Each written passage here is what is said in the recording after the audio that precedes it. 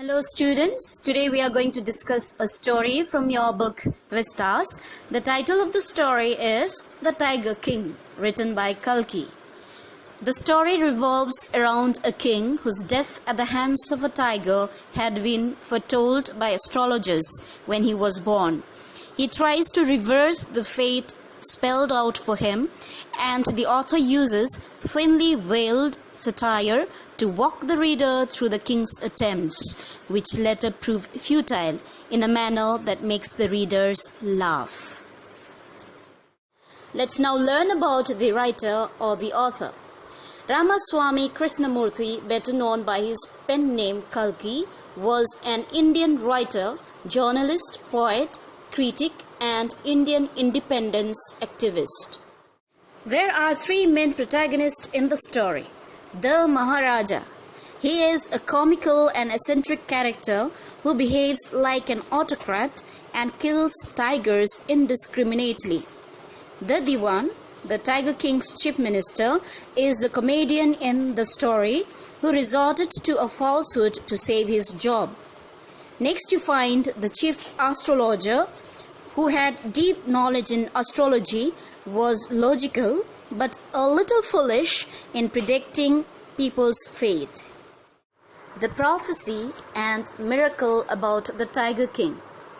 When the Maharaja of Prativandapuram was born, the astrologers foretold that he would grow up to be a warrior of warriors and hero of heroes, but one day he would have to meet his death.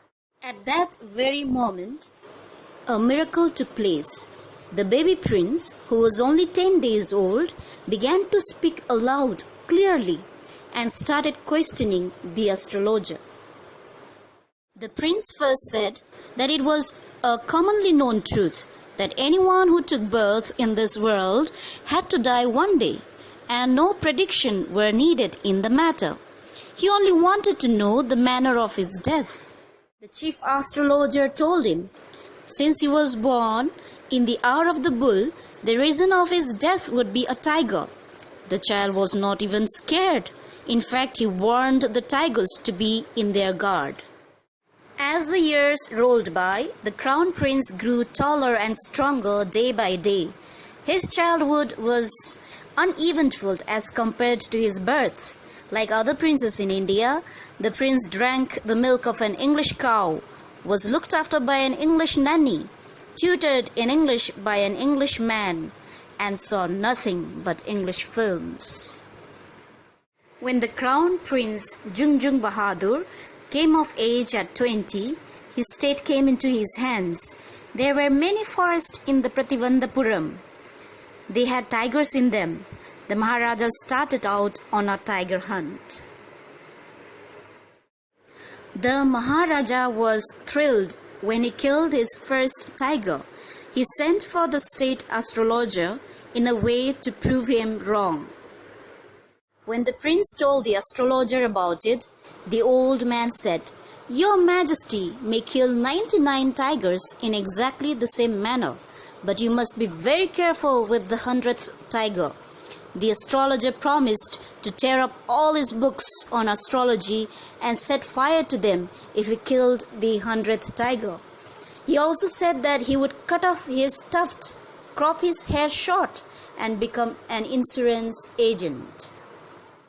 After hearing such powerful predictions, the state banned tiger hunting by anyone except the Maharaja.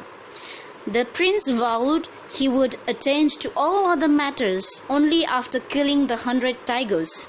Initially, the king seemed well set to realize his ambition. He faced many dangers too. Sometimes the bullet missed its mark. The tiger jumped upon him. He fought the beast with his bare hands. Each time, the king won. Once, he was in danger of losing his throne.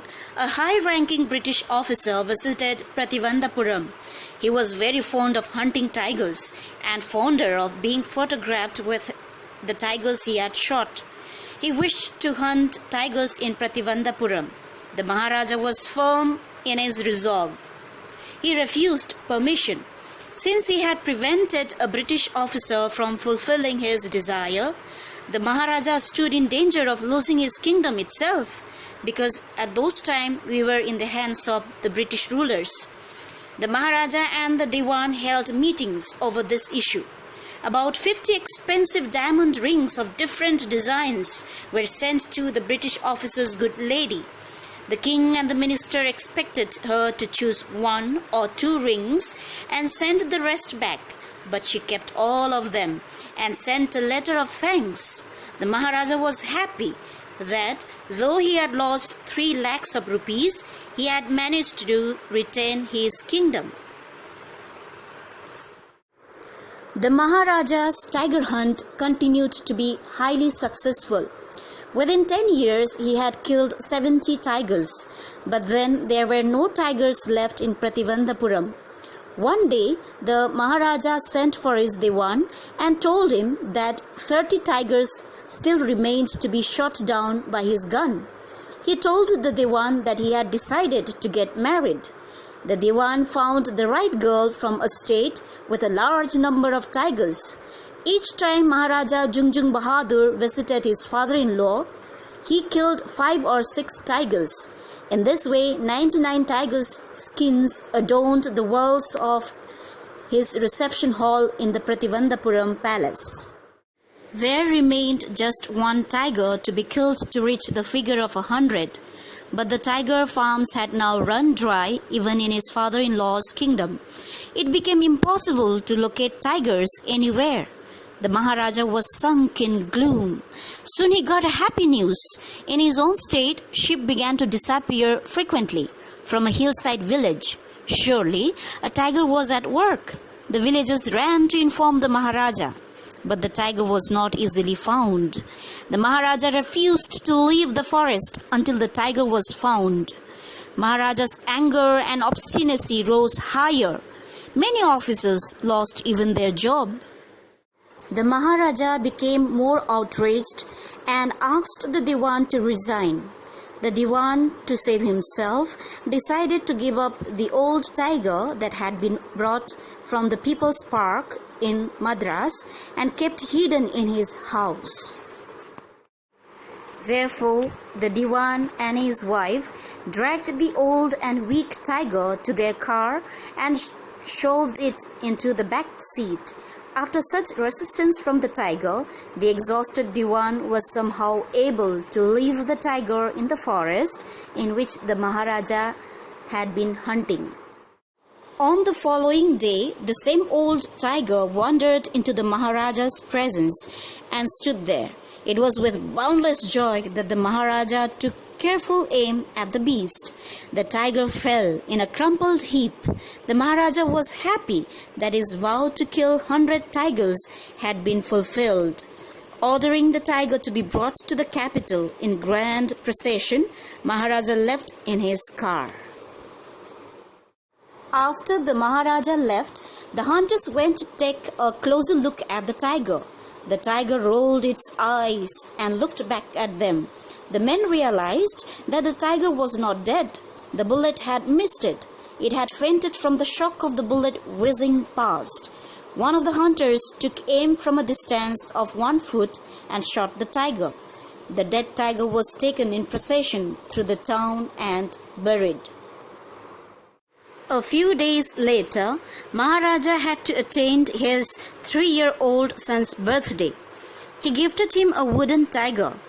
The tiger was made by an unskilled man. Its surface was rough.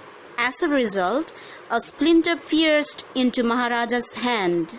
Next day, the infection spread into his whole hand. 3 famous surgeons were brought in from Madras. After holding a consultation, they decided to operate. The operation was successful, but the Maharaja passed away. In this manner, the 100th tiger took its final revenge upon the Tiger King. Thus how the story ends, and proved the prediction of the astrologer correct.